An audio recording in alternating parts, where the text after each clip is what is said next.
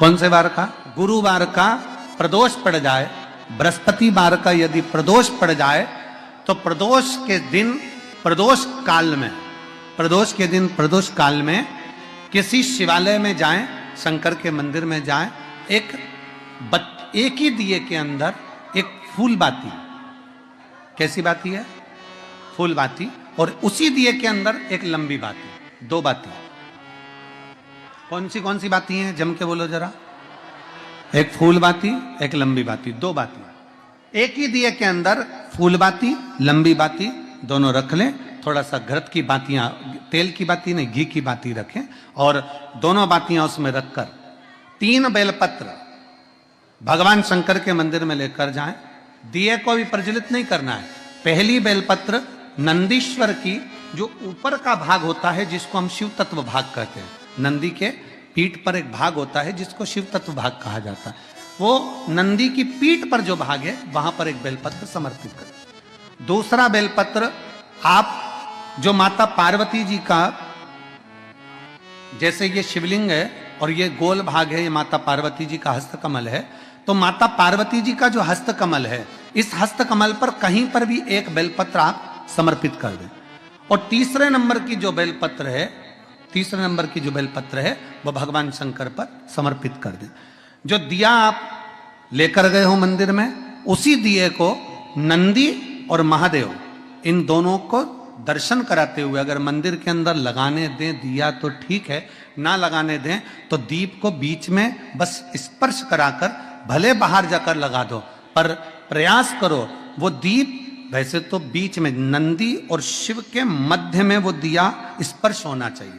जैसे ये नंदी है और ये शिव है, तो इसके मध्य में दीप स्पर्श कर ले, भले उसको जलाने ना दे, पर स्पर्श मात्र कर कर अगर आपने एकांत में कहीं पर भी ले जाकर लगा दिया, उस दीप को जला दिया, तो गया हुआ कितना भी करोड़ रुपया हो, वो धीरे धीरे कर कर गया हुआ धन हमारा वापस आता ही है। कोई खाकर भी बैठ गया तो देगा जरूर, वो धन आएगा जरूर, कैसे भी आएगा, पर अपनी संपदा वापस।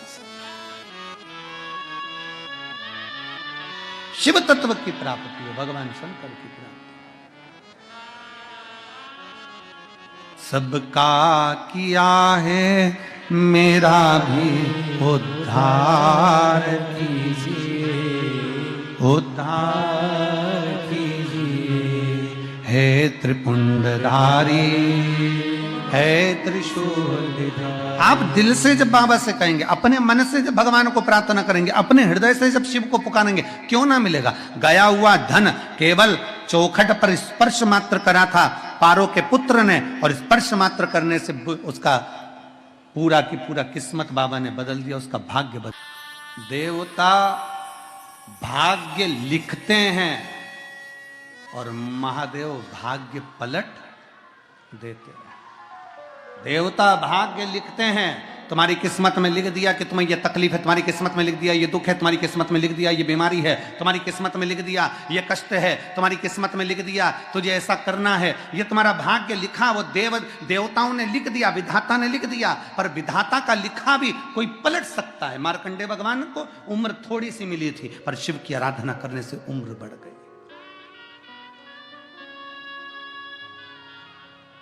लिखा तुम्हारी किस्मत में, जो लिखने वाले ने लिख दिया, पर उसको पलटने की सामर्थ्यता अगर किसी में है तो मेरे काशी विश्वनाथ के भीतर वो सामर्थ्यता है कि वो पलट सकता है। अकाल मृत्यु वो मरे, जो काम करे चंडाल का, काल उसका क्या बिगाड़े, जो भक्त हो महाकाल का। जो शिव की आराधना करता हो, जो शंकर की आराधना करता हो, जो शिव तत्व में डूबा हुआ हो, जो शंकर की भक्ति में डूबा हुआ हो, जो एक लोटा जल रोज देवाधिदेव महादेव को समर्पित कर रहा हो, जो भगवान शंकर की भक्ति में हमेशा डूबा हुआ हो, भले शिवालय तक ना जाए, परंतु उसके भीतर की मन की गति के अनुसार 21,600 श्वास जो उसके शरीर से रोज निकल रही है, उस 21,600 श्वास में वो परमात्मा का नाम अगर ले रहा है तो परमात्मा उसको मिल रहा है। कल भी कथा में कहा था कि मंदिर नहीं जा सकते तो उसकी चौखट का दर्शन कर लो। उसके दरवाजे के द्वारपाल वीरभद्र मणिभद्र और उसके चौखट पर बैठी है भाग्य देवी। शिव महापुराण की कथा कहती है जो शंकर भगवान के आप कभी अगर मौका लगे तो प्रयास करा करो कि शंकर के शिवालय में जब आप प्रवेश करें, शंकर भगवान के शिवालय में जब आप जल चढ़ाने के लिए जाएं, तो वहाँ जो मुख्य जो गर्भगृह की जो चौखट होती है, गर्भगृह की जो चौखट होती है, प्रयास करना चाहिए कि उस गर्भगृह की चौखट को प्रणाम करना चाहिए।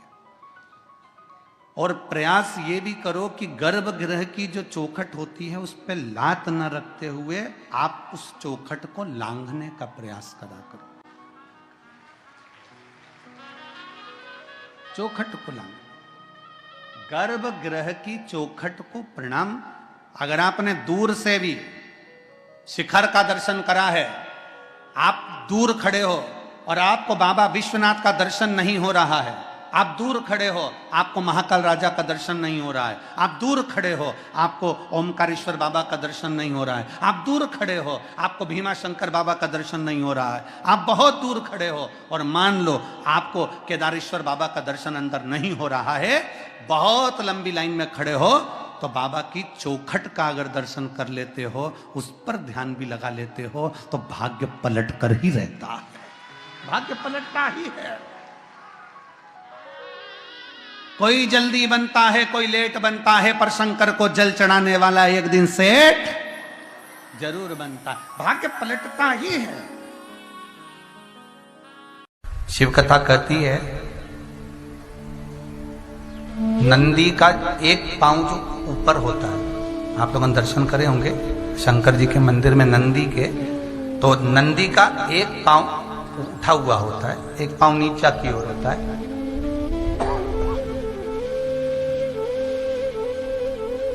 शिव पुराण की कथा कहती है, मान लो कोई हड्डी से जुड़ा हुआ रोग, नेत्रों से जुड़ा हुआ, मस्तिष्क से जुड़ा हुआ कोई रोग रहता है, तो एक नीले कलर का फूल आता है महाराज, उस फूल में हल्दी डालकर गुरुवार का प्रदोष पड़ने पर जो नंदी के पांव के पास समर्पित कर देता है महाराज, उसका रोग धीरे धीरे समाप्त होने लगता है। लिंग पुराण कहती है कि नंदीश्वर भगवान के सामने जो पुष्प समर्पित करा जाता है उसको, ये तो लिखा था स्कंद पुराण और शिव पुराण, लिंग पुराण कहती है जो फूल आपने समर्पित करा उसको लाकर पानी की बाल्टी में डालकर आप स्नान भी कर सकते हो, उससे भी हड्डी के जितने रोग होते हैं उसमें आराम लगने लगे। जैसे कहीं शरीर नहीं चल रहा, हाथ झुन्न पड़ रहा है, हाथ काम नहीं कर रहा, हाथ में झुनझुनी आ रही है, कंपन आ रहा है, उसमें भी ये प्रयोग का, पर होना चाहिए बृहस्पतिवार की प्रदोष। कौन से वार की? बृहस्पतिवार, गुरुवार की प्रदोष।